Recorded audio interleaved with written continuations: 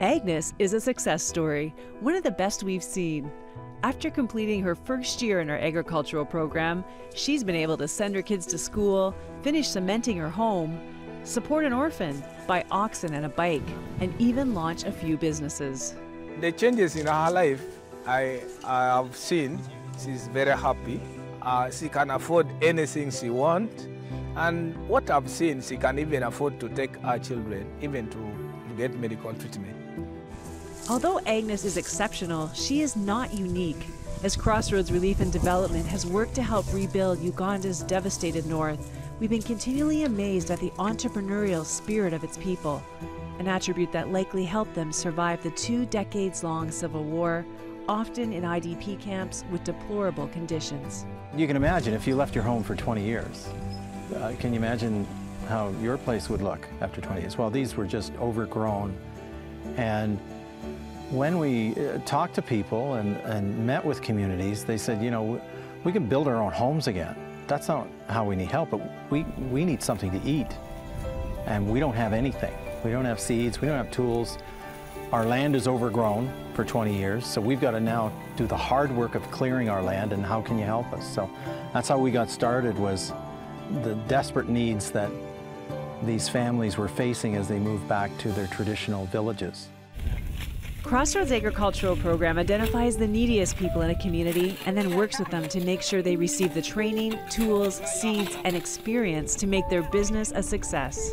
Basically, we said, listen, you clear your land, clear an acre of land, and we'll come in with tractors and plow it for you, work up the ground, get it ready for planting.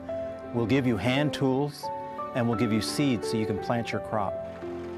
And then they would go through one season, and that would kind of get them started. And the other part of it was, we said, listen, we'll come back a second time. If you want to clear one more acre, we'll once again plow that for you. And you've got the hand tools, but we'll give you more seeds to plant that crop. And the impact of that shouldn't be underestimated. It can take people here a month to clear and till their land by hand, but when Crossroads sends in a tractor, their field is finished in a couple of hours.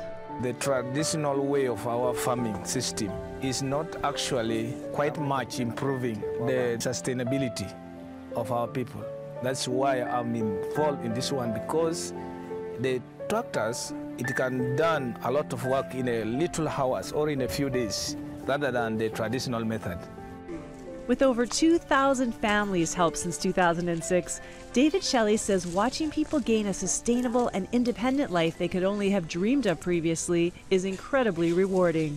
It's wonderful to see them thrive, not just barely survive. That's not really how we want them to end up. We want them to thrive. So some of them, yeah, it's just amazing, all the little businesses and how their stature from being in the village, the one that you might shun because they're always so needy, to all of a sudden they're just a thriving part of the community, and they have their dignity's been restored. That's probably what I sense, is they have a dignity to their life now, instead of being beaten down and beaten up and feeling like failures and being oppressed by rebel leaders, and now they have some dignity to their life, and I think that's God's plan. As Agnes thrives in her new life, Crossroads Relief and Development has identified 100 other families who desperately need that fresh start. If you would like to participate in lifting families out of extreme poverty in Uganda, please go to our website at crossroads.ca.